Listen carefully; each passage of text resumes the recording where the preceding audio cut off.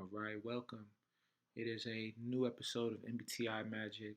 I'm going to be talking about, in regards to MBTI, Myers Jungian typology. It goes by a few different names, but we're just going to touch on a few things here.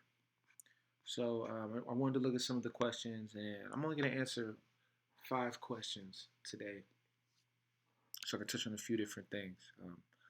So let's just get right into it. Uh, Now, the question is, can your type change? So people were talking about that, about how they might have typed as one specific type when they were young, and then when they got older, they were a different type. And, I just want to let everybody know that your type is generally, you got to look at your type as the same way as you look at, you know, someone's character or someone's personality, or like, essentially someone's personality is adaptable, but they have a core self. And so that same thing applies when it comes to typology. The reality is you're born with certain traits, and once those things solidify at around like your young ages, 3, 4, 5, and your personality begins to take a shape and form, it doesn't change. Now you could mature and evolve and learn to work with other aspects of your typology, of your personality, but they don't change. And the reason why they don't change is because essentially these aspects of MBTI are not just tied to your personality or just something small like, oh, just character traits. These things are tied into your conscious mind, your subconscious mind, your unconscious mind. Your, for example, your first 4 functions, or the main functions that you use, are what you have more adaptability. You can control them a bit more. You can put a little bit more awareness onto them, but even that is difficult. But once we start talking about 5 through 8, meaning like your unconscious aspects about yourself. So, for example, let's say you have, you know, extroverted intuition. Well, that would mean your extroverted sensing is really low. So what you got to understand is you can't all of a sudden become an extroverted sensor. You can have moments and glimpses, and if you're lucky and you really dig deep, you can have experiences. And vice versa. Let's say you're an extroverted sensing dominant type. You're someone that's very in the physical. You know, it's odds are when it comes to dealing with a lot of ideas, you're not just gonna all of a sudden become an idea person, but you might have bursts of moments where all these ideas come to you. But what you got to understand is that the type that you are is, once it's solidified, it has to stay that way, or else you'll become imbalanced. It's all designed to keep you in a state of balance, and they're actually very locked in. And if you want to shift uh, different aspects of your typology, or if you want to, use more of your mind, go beyond the 10%, some may say, that's where you're gonna have to really push yourself and experience a lot of moments known as grip. Those grip moments, which are moments where you go beyond the comfort zone of your comfortability when it comes to certain aspects of your mind and typology. So you might be somebody that delves a little bit deeper into too many ideas when that's not really your strength, or you might find yourself engulfed in too many feelings when you're really a thinking dominant type, and then you could become annoyed or agitated, or really it's like a veil. And what you got to look at is like yin and yang. You got to understand that there's a masculine, feminine, like a yin and yang, a light and dark. And what happens is, when you got to look at it as they balance each other out. So if I have extroverted sensing, I have introverted intuition as the yin, and extroverted sensing is the yang. And I might be extroverted thinking, but I have introverted feeling is the yin, and extroverted thinking is the yang. Once these balances are there, they're kind of locked in to almost mirror the cohesion of day and night. It's a consistent flow. That's how your mind develops this rhythm, and you can't shift out of that rhythm, but you can expand like the scope or the view within it, within that type. So, to imbalance it would be what it would do to your psychology if you were to begin to use a different aspect of your mind too much, or a different type, or a different function too much, that's not a primary function you should be using, it would be just as catastrophic as if the sun didn't go down at the right time and it stayed for extra. It decided to like flip around, and now night is during the day and day is during the night, or whatever. It would mess up everything. Crops, time, structure. It would be very chaotic. That's what happens to your mind in those situations. So if anybody that thinks that they shifted their type or they changed it, that's not what happened. Odds are you probably just mistyped yourself originally, or you've evolved and you kind of think that you might have be something else. But you got to look at it from when you were a child, and when you were really young, and understand like what was your core self before you had to adapt into specific social norms. What was your natural instinct and way of doing things, and your natural instinct and way of doing things, and the way you naturally do things before the self correction, that's tied to your core personality type. Everything else you do, it's almost like that's what draws the outline of everything. And then you can color in everything in between. But in terms of the way that your functions are built, it's outlined, and like that's kind of built in, just like a car or anything. So that's what we got to understand. So yeah, your type doesn't change. It can't change, but it can evolve, and you can adapt to utilize different functions more. So that's that. Number two, is MBTI real? Does MBTI really work? And MBTI is extremely real. It's actually, I'm gonna tell you guys something very interesting about why MBTI is so special to me.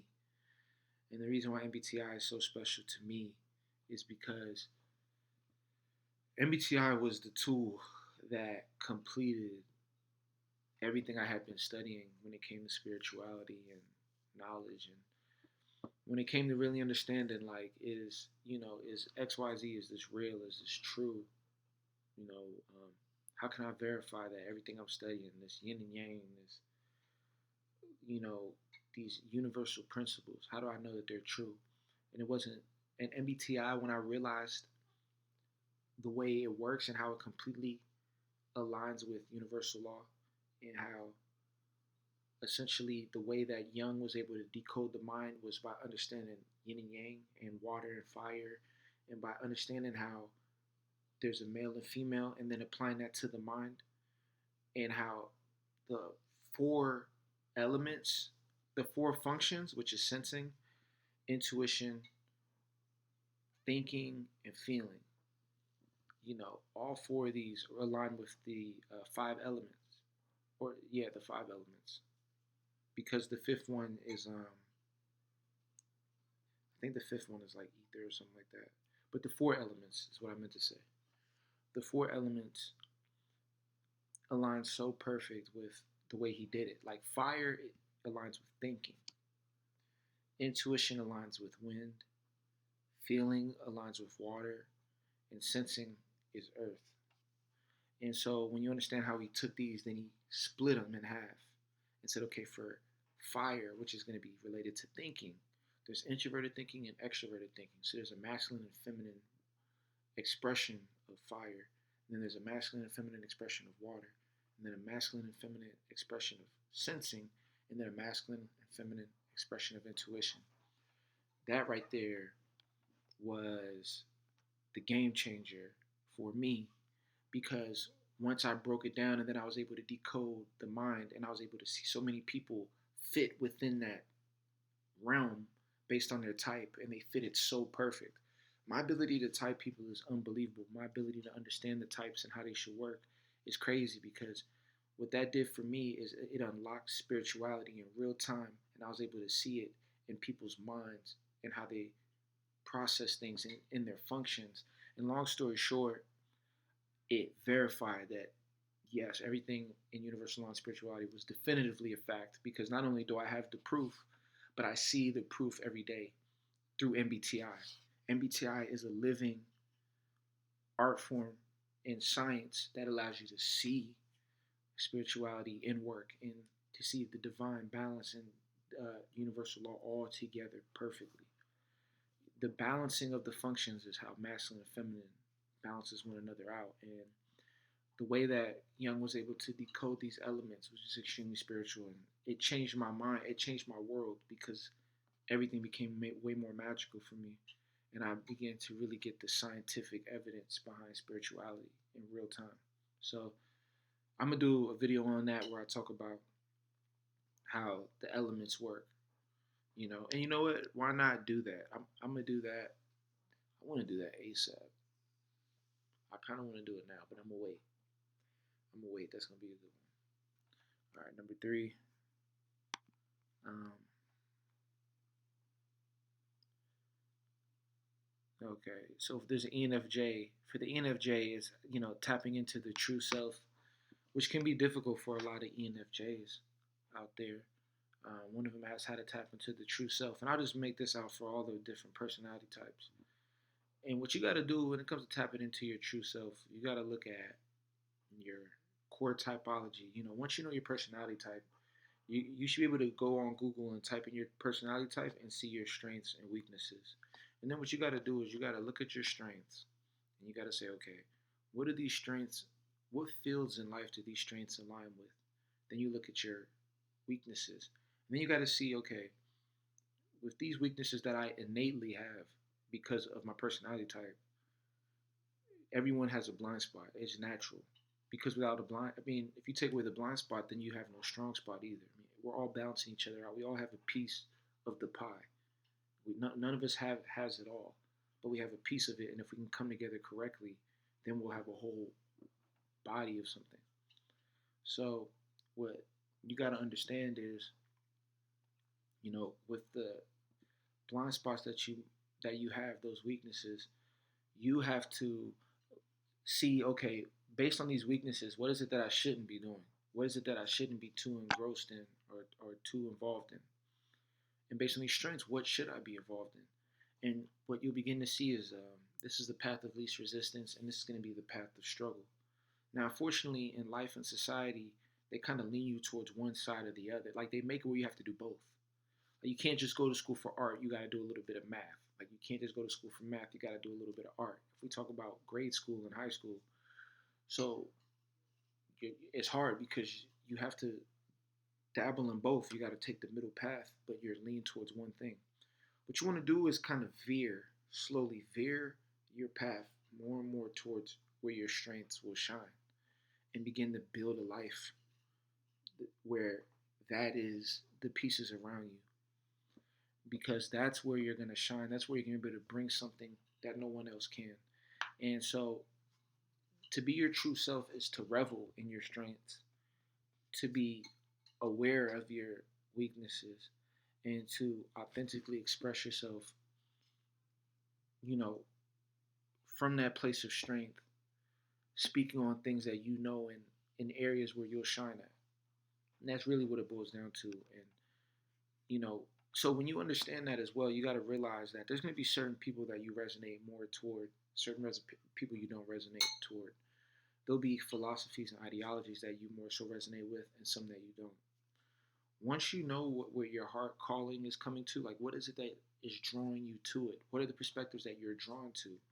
And pay keen attention because a lot of the things we think we care about are things we're programmed with. They're not things we didn't really have much of a choice. A lot of these things might have been things you've seen on TV coming back from school every day. So there was never a choice involved. So you want to really begin to spend some time away from your everyday programming and begin to really delve in with questions. Like, what is it that I'm really drawn toward? And that's what's going to really help you shine. And then once you figure out what that is, you don't hold anything back, and you express yourself from that point. Because the reality is, whether you're right or wrong, you're still given a perspective from a point that other people can't see it from, or where other people aren't looking at.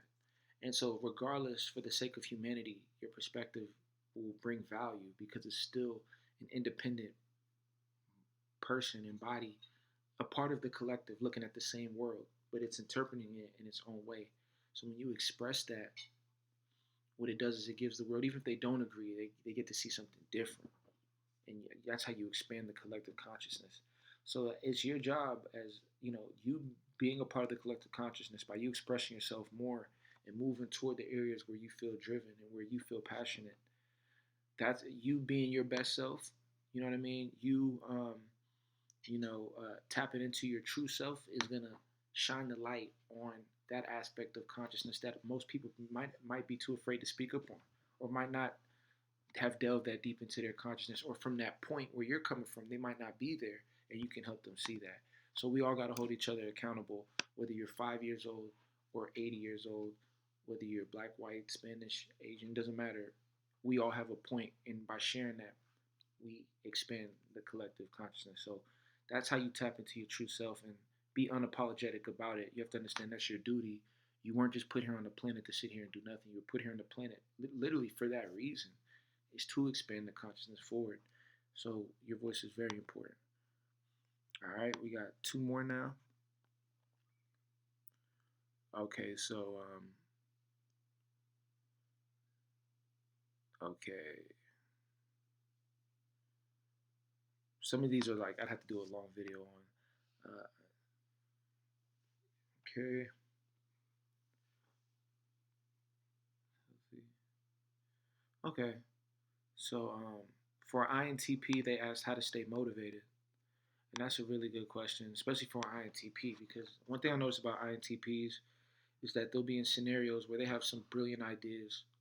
Um, a lot of INTPs are very talented, very powerful types, but the only problem is when it comes to that motivation to see it all the way through and bring it to fruition, it is rough, because you got to realize they have NE, so they're dealing with a lot of different ideas, but they have TI, so they're still kind of moment to moment and day to day, and so it might take a long time for them to be in all of the spaces where they can complete a picture that might require a lot of time.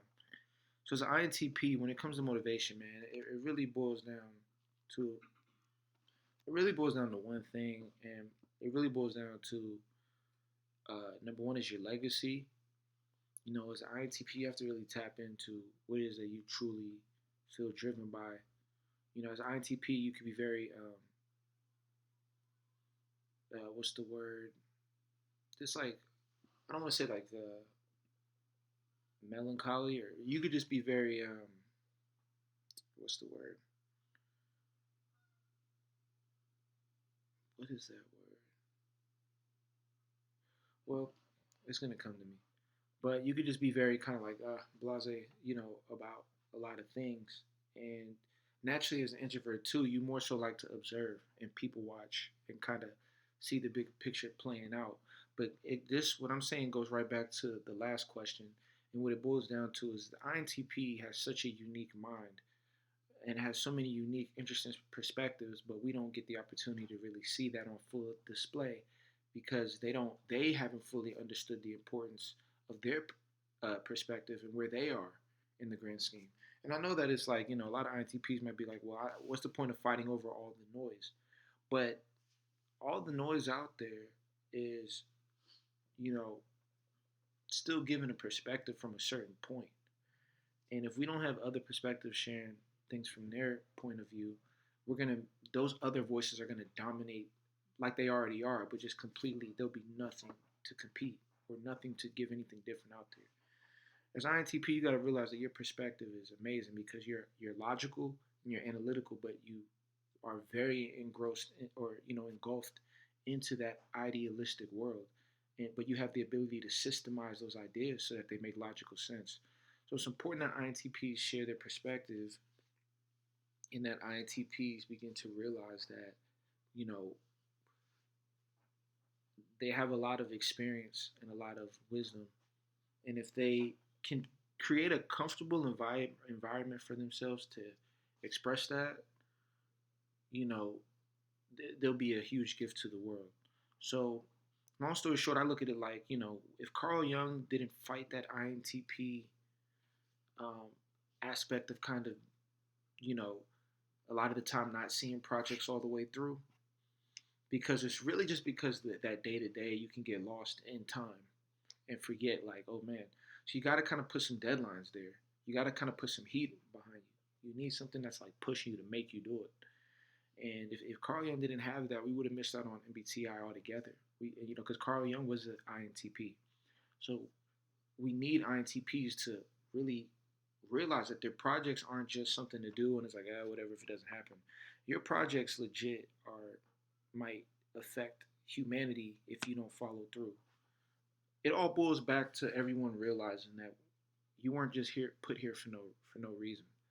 You have a perspective, you have experiences, and it doesn't just take someone being on TV or even being on YouTube or anything to get that out.